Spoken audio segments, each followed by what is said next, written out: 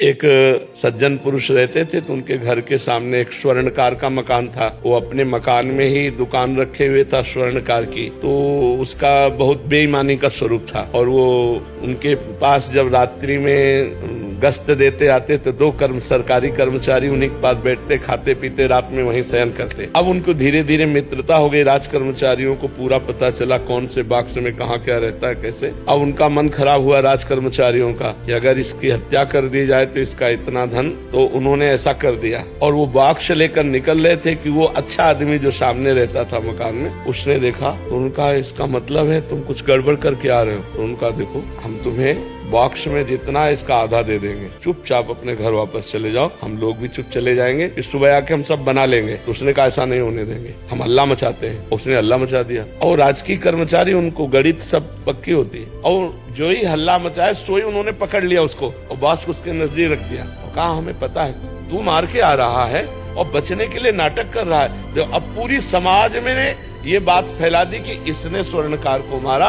और ये बॉक्स ले जा रहा था, हमने पकड़ा इसलिए इसने हल्ला मचा दिया। पूरा केस उल्टा हो गया और सबको 100% समझ में आया ऐसा ही है किसी, और वो चिल्ला चिल्ला के कह रहा है लेकिन उसकी कोई बात नहीं सुन रहा। मुकदमा हुआ, जज के सामने जब खड़ा हुआ वो तो रो दिया और कहा जिसकी कसम खवा लो, यद्यपि मैं फंस चुका हूँ, उनके पास प्रमाण है, मेरे पास प्रमाण नहीं, पर मैं आपसे रो के कहता हूँ मैं सत्य हूँ, इस केस में मेरे द्वारा कोई पाप नहीं।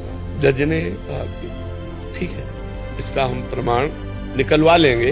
वो गए, जब एकांत देखा तो कहा कहते थे आधा बॉक्स स्वर्ण ले ले तो बच जाता ना, फंसा दिया ना, अब पूरी जिंदगी जेल भोगेगा। और वहाँ डायरेक्ट लगाए हुए थे जिससे उनको सुनाई दे। तो उसने कहा चाहे फांसी हो जाए लेकिन हम इसमें दोषी नहीं है, दोषी तुम लोग हो और देख लेना भगवान तुम्हें दंड देंगे, ऐसी बात। अब जज के सामने तो प्रमाण मिल गया कि दोषी राज कर्मचारी हैं। तो उसने कहा इतने दिनों से मैं जेल भोग रहा हूँ, इतने मेरे दुख और अपमान हुआ, ये क्यों, ऐसा क्यों हुआ? जज से कहा मैं निर्दोष था, मैं चिल्ला चिल्ला कह रहा था। तो जज ने कहा सही बताओ, हम किसी और जन्म की बात नहीं पूछते, इस जन्म में कोई ऐसा पाप किया है जो गुप्त हो और बड़ा हो? तो उसने कहा हाँ, हमारी एक प्रेमिका थी, हमारा मनमुटाव हुआ, वो हमारे ऊपर प्रहार किया, हमने ऐसे प्रहार किया तो हम चाहते नहीं थे लेकिन वो मृत, तो फिर हम अपने घर में ही गाड़ दिया। बोले देखो वो पाप का दंड